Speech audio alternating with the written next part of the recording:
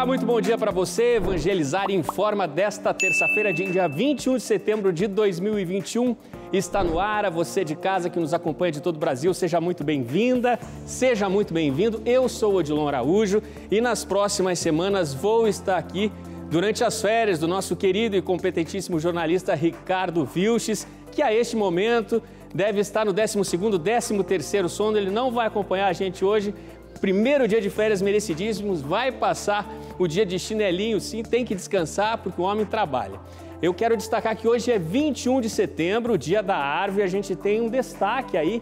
Vocês sabiam que a árvore estimada mais antiga do país tem aproximadamente 600 anos de idade, é um jequitibá rosa que fica no interior de São Paulo, mais precisamente na cidade de Santa Rita do Passa Quatro. É uma árvore de aproximadamente 60 metros de altura, o equivalente aí a 13 andares, e de largura ela tem aproximadamente 12 metros. Isso quer dizer que seriam necessários 9 homens para conseguir abraçá-la.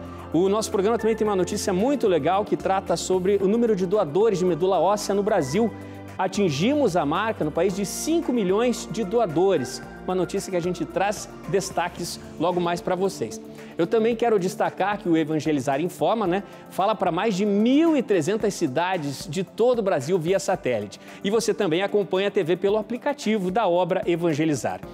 Nas nossas mídias sociais, nós somos quase 2 milhões de inscritos no YouTube e no Facebook. E é por aqui, pela transmissão ao vivo do Facebook, que você conversa comigo, manda a sua mensagem, dicas de reportagens e também as dúvidas. Vamos então para os destaques desta terça-feira.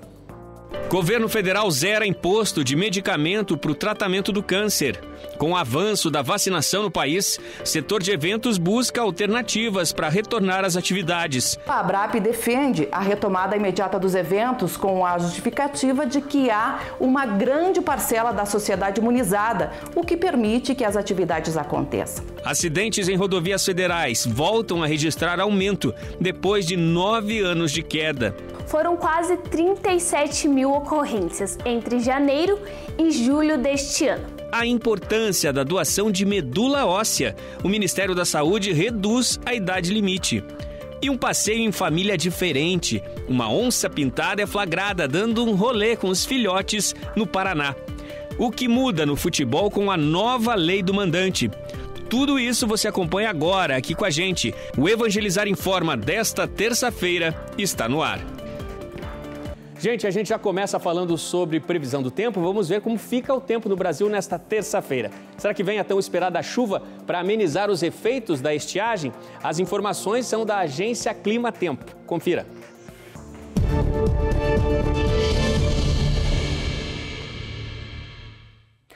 As imagens de satélite desta segunda-feira mostram o céu bem carregado na região sul do Brasil. Trata-se mais uma vez da formação de um ciclone extratropical. Tem uma frente fria associada a este ciclone que vai avançar em direção ao sudeste no decorrer dos próximos dias. E a terça-feira ainda terá temporais entre o norte do Rio Grande do Sul, Santa Catarina e principalmente sul e leste do Paraná.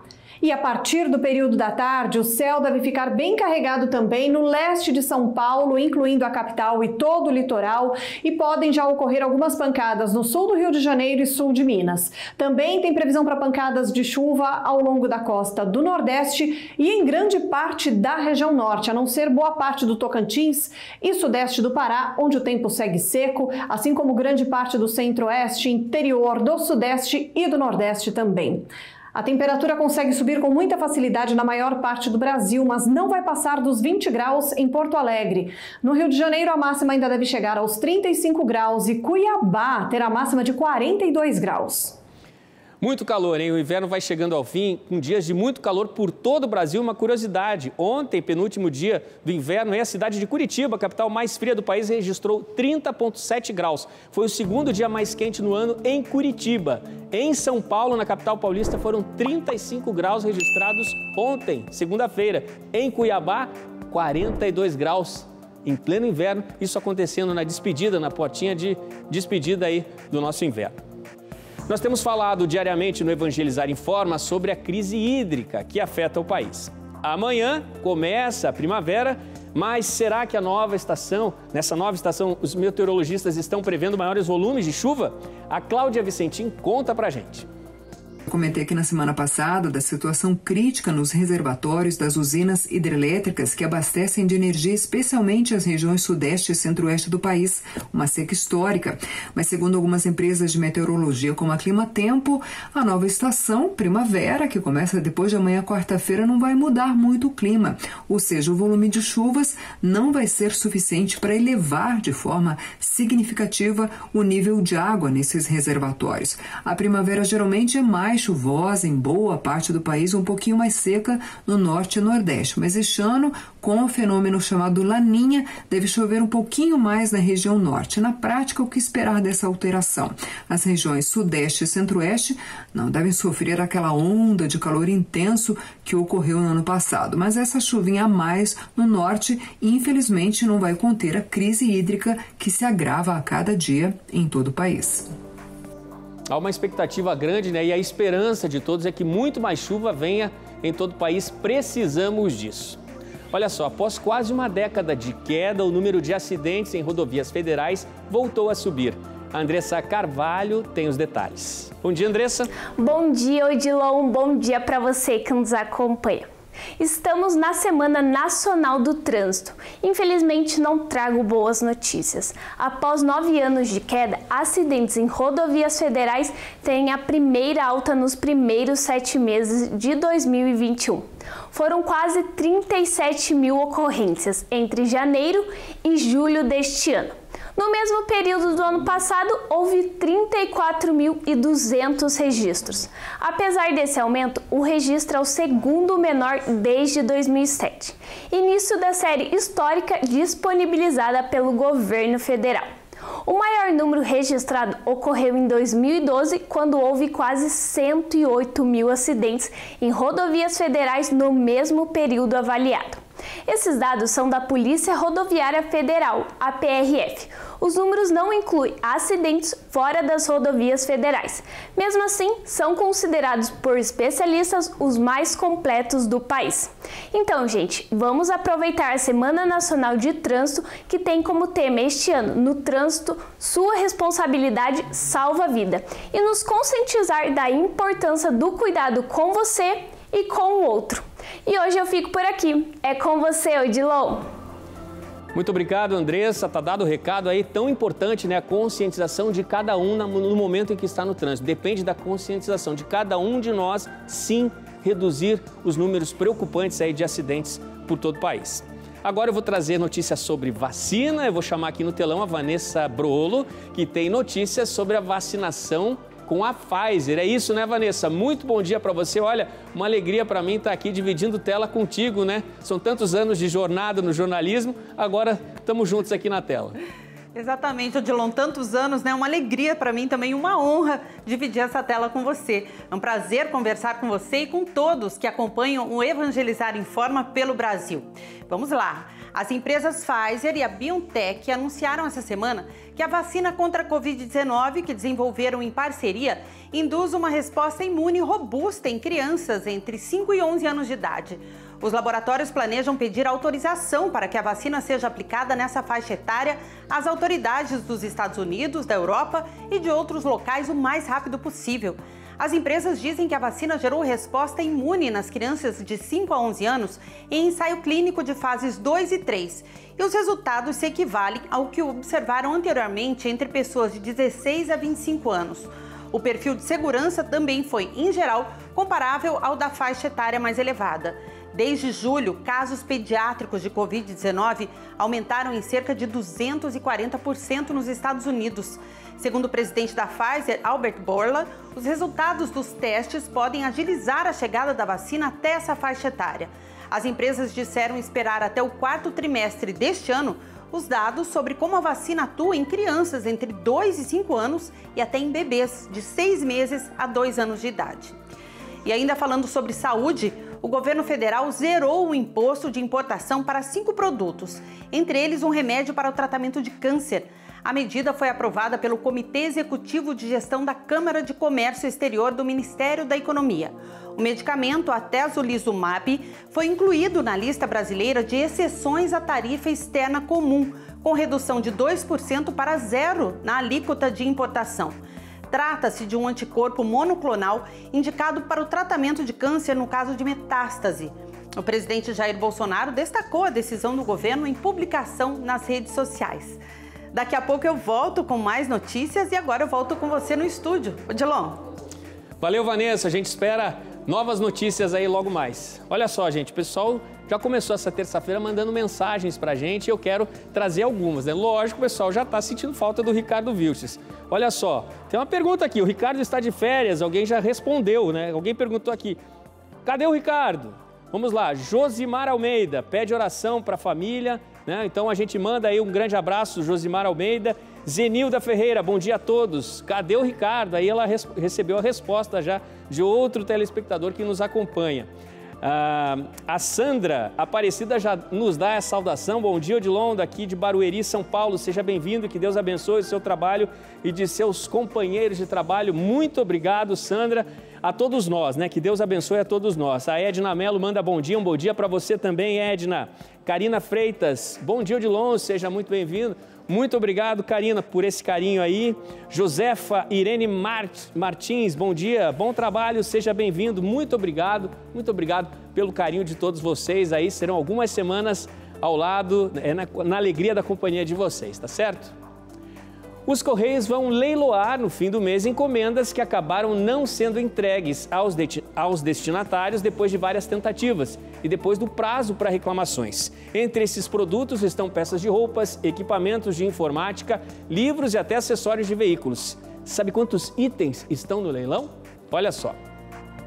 61 mil itens, os chamados refugos dos Correios, já estão prontos para serem leiloados. O leilão pela internet será no próximo dia 27 de setembro. E tem itens muito interessantes a você de casa que podem ser arrematados. De livros a bijuterias, de acessórios de carros a eletrônicos. Os valores dos lotes variam de R$ 1.303 a R$ 85.050. Se você ficou interessado, fique atento. Para participar é preciso se cadastrar na plataforma Licitações-E do Banco do Brasil. Com essa etapa concluída, pessoas físicas ou jurídicas podem enviar as propostas para entrar na disputa online. Bom, todos os detalhes deste leilão você encontra na página de licitações dos Correios. Os lotes estão guardados em São Paulo, no edifício dos Correios, e visitas podem ser agendadas pelo telefone 11 4313 8150. Olha, pessoal, e agora eu vou deixar um recado que o Ricardo Vilches sempre deixa para vocês que nos acompanham. Se você perdeu essa reportagem, não tem problema, daqui a pouquinho ela sobe para o YouTube. Se você quer algum detalhe, por exemplo, sobre o leilão dos Correios que vai acontecer, são mais de 61 mil itens. Depois você clica lá, acessa o nosso programa Evangelizar Informe. Com calma, você pega todos os detalhes para mais informações sobre esse leilão dos Correios, tá certo? Depois do intervalo, com o avanço da vacinação e a diminuição de casos de Covid-19, o setor de eventos busca alternativas para a retomada das atividades. O intervalo é rapidinho, não sai daí.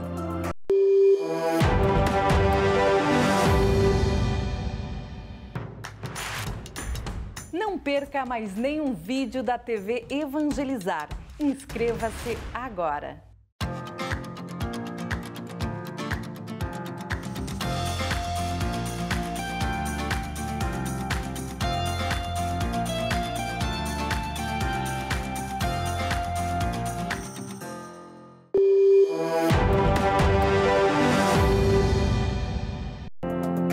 Evangelizar informa nesta terça-feira, dia 21 de setembro de 2021, agora são 8 horas 36 minutos da manhã.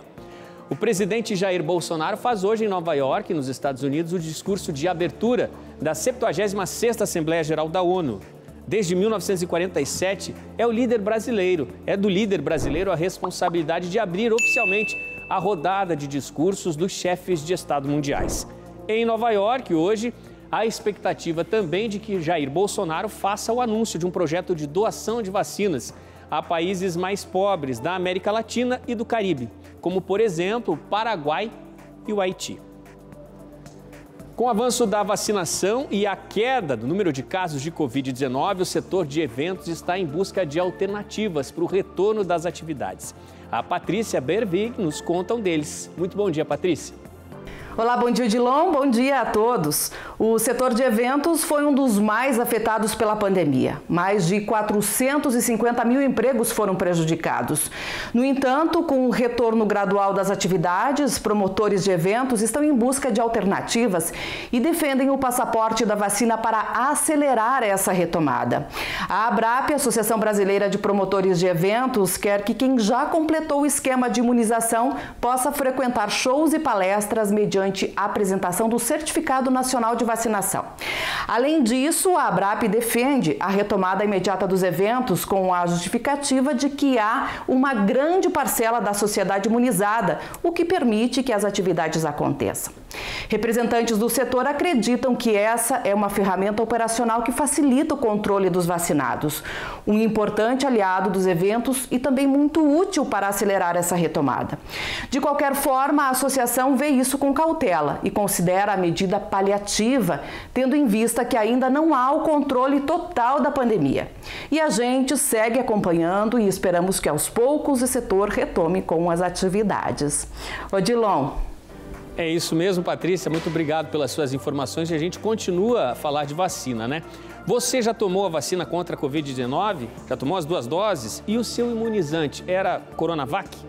Uma outra pergunta, você precisa viajar ou se planejou para viajar ao exterior? Pois então fique atento. Existem países ainda com bastante restrições para a entrada de pessoas que tomaram as doses desse imunizante, que é da fabricante chinesa Sinovac. Mas já tem regras mais flexíveis em países da Europa. Olha só. Desde o último domingo, brasileiros que foram vacinados com a Coronavac, uma vacina que ainda não é aprovada pela Agência Europeia de Medicamentos, não precisam mais cumprir quarentena para entrar na Alemanha. De acordo com o Instituto Robert Koch, desde o dia 19, é preciso apresentar um resultado negativo para a Covid do teste que precisa ser realizado até 72 horas antes da viagem.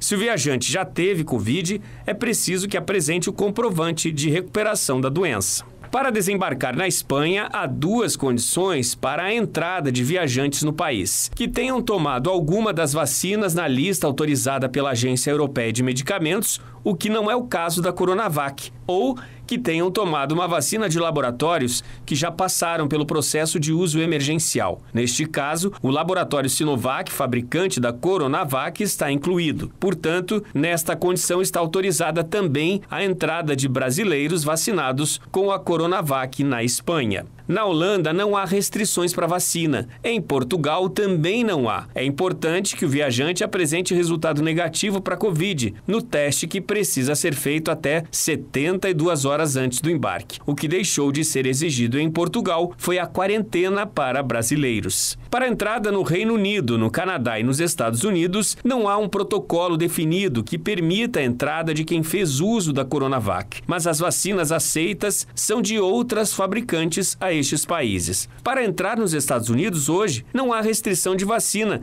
de acordo com a autoridade máxima de saúde no país. No entanto, para quem precisa tirar visto, há detalhes sobre quais vacinas são autorizadas e quais estão fora da lista. As informações são da agência CNN.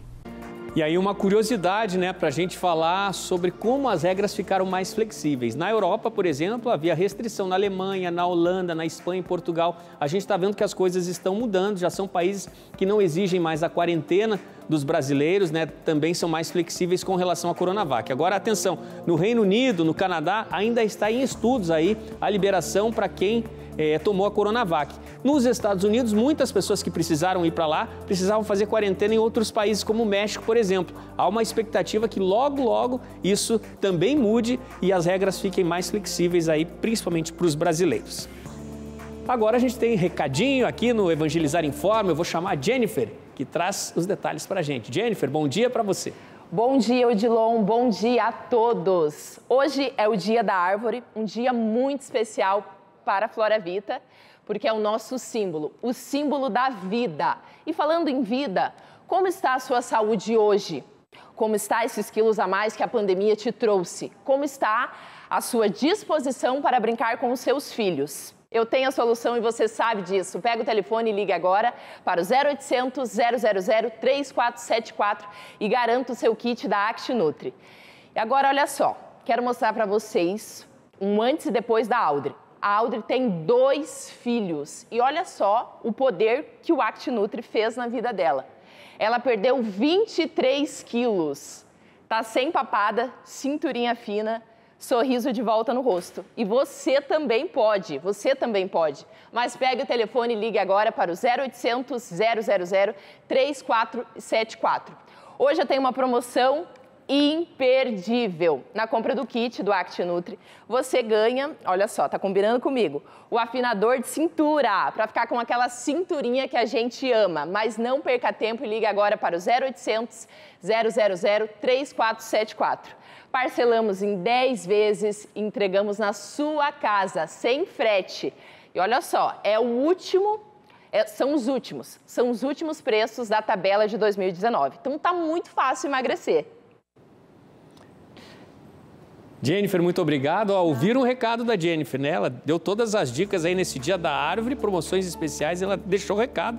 Fiquem atentos aos recados que ela deixou. Agora eu trago os recados do pessoal de casa que está nos acompanhando. Aqui tem o recado da Maria Helena Melo. Viva o Dia da Árvore! Está comemorando a Maria Helena. Um abraço para você, Maria Helena. Fátima Batista, bom dia, Fortaleza. Muito bom dia a todos em Fortaleza. Bom dia especial para você, Fátima. A Fátima Borges Duarte, bom dia. E ela explica, Fortaleza tem tempo nublado hoje. Seja bem-vindo. Muito obrigado pelo carinho, Fátima. Tem o recado da Maria Helena Melo. Bem-vindo, Odilon. Manda beijos para Aracaju. Um beijo para você, Maria Helena. Um beijo a todos em Aracaju que também estão acompanhando agora cedinho o Evangelizar em Forma. Jean Ferreira manda recado também. Bom dia, Odilon. Boa sorte. Sou Jean, da cidade de Bahia, na Paraíba. Eu acho que é esse o nome, não sei se eu falei certinho. Um abraço para você, Jean. Muito obrigado pelo carinho de vocês. Um novo marco do saneamento obriga todos os municípios a dar destino adequado ao lixo até 2024. A lei também exige a sustentabilidade econômica para coletar, tratar e descartar os resíduos. Uma pesquisa feita revela que a medida funciona. O lixo gerado por pessoa diminui onde há cobrança pelos serviços. Veja só. Foram analisados dados de mais de 3.000 municípios, em pouco mais da metade das cidades, onde existe arrecadação específica para custear serviços de coleta, tratamento e descarte de resíduos sólidos, o total de lixo gerado por pessoa caiu 8% em média.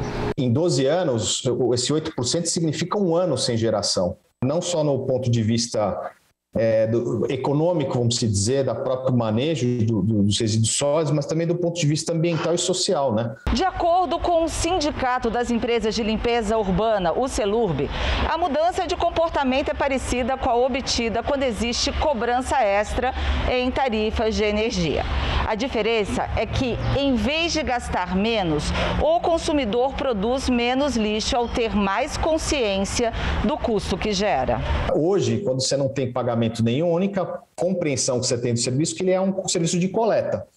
Mas você não tem a mínima ideia do que acontece depois da coleta, quais são os tratamentos, todos os desafios que você tem para dar a destinação correta daquele material. Atualmente, cada brasileiro gera cerca de 343 quilos de resíduos por ano. Por isso, o Rodrigo, presidente da ONG Lixo Zero, é a favor da cobrança, já que ela estimula programas de redução de desperdício. Ser Lixo Zero quer dizer encaminhar corretamente 90% ou mais por cento. Então, na verdade, é um programa de qualidade total, baseado na melhoria contínua, cujo indicador de performance é quanto você gera de lixo ou quanto você gera de desperdício. Porque esse lixo é desperdício não só de material, mas de tempo, de organização, de consciência. É isso aí. Agora a gente vai com o intervalo. No próximo bloco a gente traz notícias sobre a erupção do vulcão nas Ilhas Canárias, no Oceano Atlântico. Já já eu tô de volta.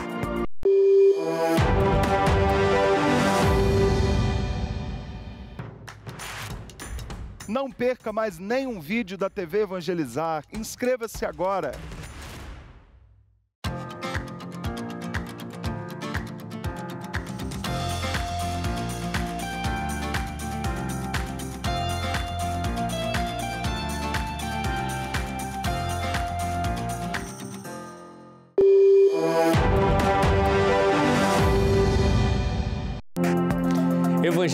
Evangelizar Informa está de volta. Agora são 8 horas e 49 minutos da manhã. Se você ligou seu televisor agora, seja muito bem-vindo, seja muito bem-vindo. É uma alegria contar também com a companhia de vocês nesse comecinho de terça-feira. E eu quero destacar que o Evangelizar Informa está ao vivo para mais de 1.300 municípios em todo o nosso país. Chegou agora a hora de a gente dar um giro pelo país. É o Informa na Cidade. Confira. Uma câmera de segurança flagrou o exato momento em que um ciclista escapou de ser atropelado por um carro desgovernado. Olha, você viu aí na imagem que foi por muito pouco, hein, que esse rapaz escapou. Aconteceu em Peruíbe, no litoral de São Paulo. O homem na bicicleta nem percebeu e o carro atrás dele, depois de fazer uma curva, derrapou e caiu na vala. A notícia viralizou nas redes sociais. O motorista da caminhonete deixou o carro com a ajuda de um morador e, num primeiro momento, não avisou as autoridades de trânsito. Apesar do susto, ele passa bem. Em Brumadinho, Minas Gerais, mais de 2 anos depois da tragédia do rompimento da barragem, em 25 de janeiro de 19, os animais silvestres estão voltando a habitar o local, em maior quantidade. Já foram avistados pelas 50 armadilhas fotográficas instaladas na região jaguatiricas, tamanduás-bandeira, tucanos, pacas e até uma onça parda. Para quem trabalha no projeto de reflorestamento da área atingida, o mais importante é que os bichos chamados de dispersores de sementes, como coati, guaxinim e cachorro do mato, também estão de volta e mostram a recuperação de toda a área verde que cobria essa região. O calorão na região de Cuiabá no último fim de semana, que chegou a 40 graus domingo, fez as estradas da região que levam à Chapada dos Guimarães ficarem lotadas. Filas de até 10 quilômetros foram registradas por quem deixou a capital de Mato Grosso para se refrescar nos rios e cachoeiras da Chapada, que tornam essa região tão charmosa, também uma das mais belas e encantadoras do interior do Brasil. E na praia de Jericoacoara, no Ceará, a 4 horas de carro da capital Fortaleza, uma picape ficou assim, praticamente inteira debaixo d'água. O veículo acabou atolando quando a maré subia e não saiu mais de lá. Foi entre a praia de Mangue Seco e Jeri. Ninguém ficou ferido. Doeu e muito no bolso do dono do carro. Prejuízo, né? Não teve como tirar a picape ali do mar que avançou sobre a praia. O Brasil é o terceiro na lista de doadores de medula óssea. Apesar do destaque, a pandemia reduziu em 30% o número de doações. E para ajudar, o Ministério da Saúde diminuiu a idade limite. No entanto, alguns critérios são necessários para se tornar um doador. Gesto muito simples que pode salvar vidas. A Cláudia Vicentim tem mais detalhes sobre este cenário. Cláudia. Olha só, sempre no terceiro sábado de setembro é celebrado o Dia Mundial do Doador de Medula Óssea. E o Brasil tem o terceiro maior banco de doadores, perdendo apenas para Estados Unidos e Alemanha. Mas, segundo o Instituto Nacional de Câncer, o INCA, atualmente existem cerca de 850 pessoas à espera de um doador não aparentado, ou seja, fora da família. Geralmente a primeira procura é entre doadores do núcleo familiar, onde há maior compatibilidade. Mas a chance de um doador sem parentesco que seja compatível aqui no Brasil é de 1 em 100 mil. Mas pode ser de 1 em 1 milhão se esse doador tiver que ser procurado fora do país. Por isso a importância da doação. Esse tipo de transplante beneficia pacientes de cerca de 80 doenças diferentes, entre leucemias, tumores, doenças do sangue e do sistema imunológico. Até julho deste ano, pessoas com até 55 anos poderiam se cadastrar no Registro Nacional de Doadores Voluntários de Medula Óssea. Agora o Ministério da Saúde reduziu a idade limite para 35 anos. A intenção é garantir melhores resultados para o paciente que receber a medula. Ou seja, os especialistas entendem que um doador mais jovem garante uma sobrevida maior com mais qualidade para o transplantado. Para se tornar um doador de medula óssea, é necessário então ter entre 18 e 35 anos, estar em bom estado geral de saúde, não ter doença infecciosa ou incapacitante, não apresentar doença neoplásica, ou seja, câncer, doenças do sangue ou do sistema imunológico. imunológico. E o cadastro pode ser feito em qualquer hemocentro aí perto da sua casa, onde vai ser feita uma coleta de sangue. Aproveite e faça também uma doação de sangue, né? Porque a gente sabe que com a pandemia diminuiu bastante também o número de doadores de sangue de qualquer tipo. Então você pode fazer duas ótimas ações que salvam vidas num único lugar. É isso mesmo, Cláudia. Eu já falei aqui, é um gesto tão simples, mas pode salvar tantas vidas. Então vale a pena a gente repetir essa informação muitas e muitas vezes. Gente, eu volto com notícias internacionais. A erupção do vulcão do Parque Cumbre Vieja, nas Ilhas Canárias, continua preocupando a população e a Vanessa Brolo traz todos os detalhes. Vanessa, situação preocupante, né? Tem muita gente deixando as casas, a lava já atingiu várias casas na região, a situação muito complicada por lá. Sim, Odilon, realmente a situação ainda é de alerta na região.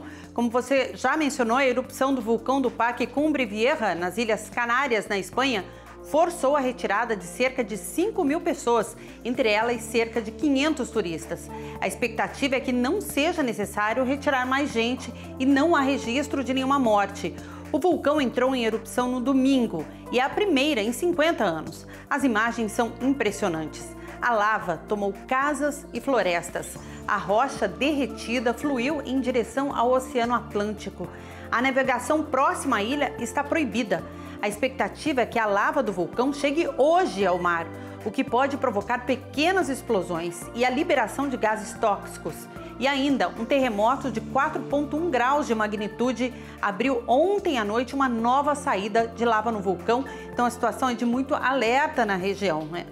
E agora eu trago uma notícia que vem da Tailândia. Vocês sabiam que por lá centenas de táxis viraram hortas? É isso mesmo. Os taxistas tailandeses, depois de despencar a demanda pelo serviço em consequência da pandemia, desativaram os carros e o que se vê hoje é impressionante. Os táxis com a horta crescendo no teto, no capô ou sobre o porta-malas dos carros. E como é que foram estruturadas essas plantações inusitadas? São sacos de lixo estendidos sobre as armações montadas de bambu.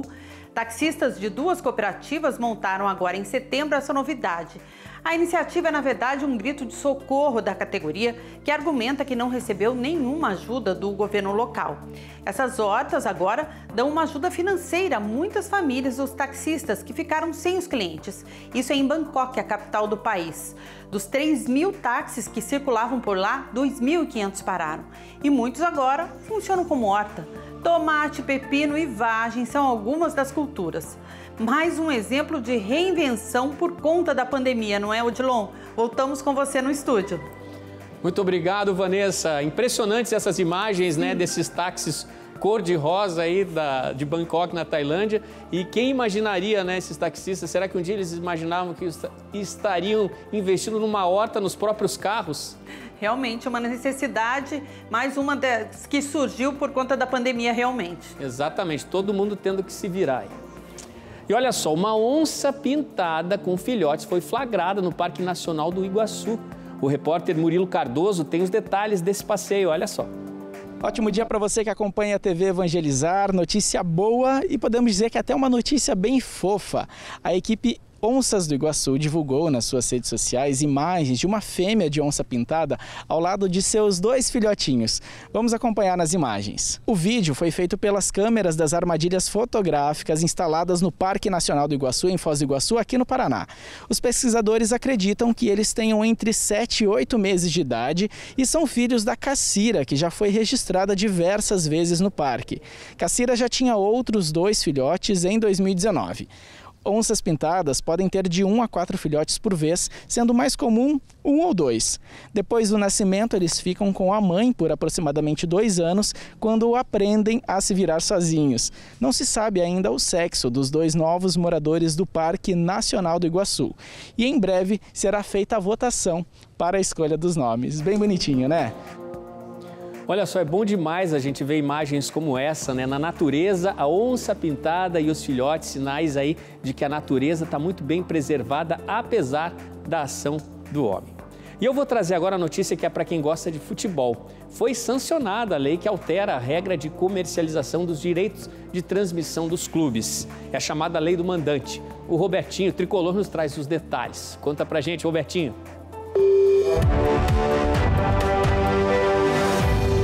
O presidente Jair Bolsonaro sancionou o projeto de lei 2336/21, também conhecido como Lei do Mandante. A publicação da nova lei ocorreu na edição de ontem do Diário Oficial da União, com data retroativa para a última sexta-feira, dia 17 de setembro, data limite para a sanção da lei. O texto altera o artigo 42 da Lei Pelé e determina que o mandante passa a ter o direito de negociar isoladamente a transmissão da partida. Anteriormente, o direito de arena, como era chamado, era distribuído entre mandante e visitante. Outro ponto importante é que o presidente vetou o artigo 5º da lei, que proibia a exposição de logomarcas de canais de TV e programas nos uniformes dos clubes. Vale lembrar que todos os contratos assinados antes da lei do mandante entrar em vigência continuam valendo. Mudanças na lei, será que os clubes vão sair ganhando? Vamos ver, né, os próximos capítulos. Agora eu quero chamar o Padre Francisco, que está aqui do nosso lado, no programa Com a Palavra. Muito bom dia, Padre, para o senhor. Daqui a pouquinho tem conversa aí com o nosso telespectador, é isso mesmo? É isso mesmo, Odilon. Bom dia e alegria de estar com você aqui. Olha, hoje o programa vai repercutir aí o fim de semana, o Vem, aquilo que teve, a noite de louvor ontem, maravilhosa. Nós estamos na festa das Santas Chagas, a cobertura e também a divulgação da programação.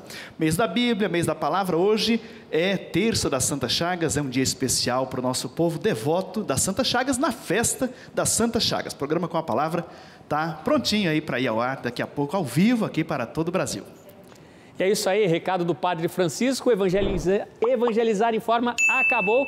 Continua com a gente, com a palavra, com o Padre Francisco. Até amanhã, a gente se vê. Tchau!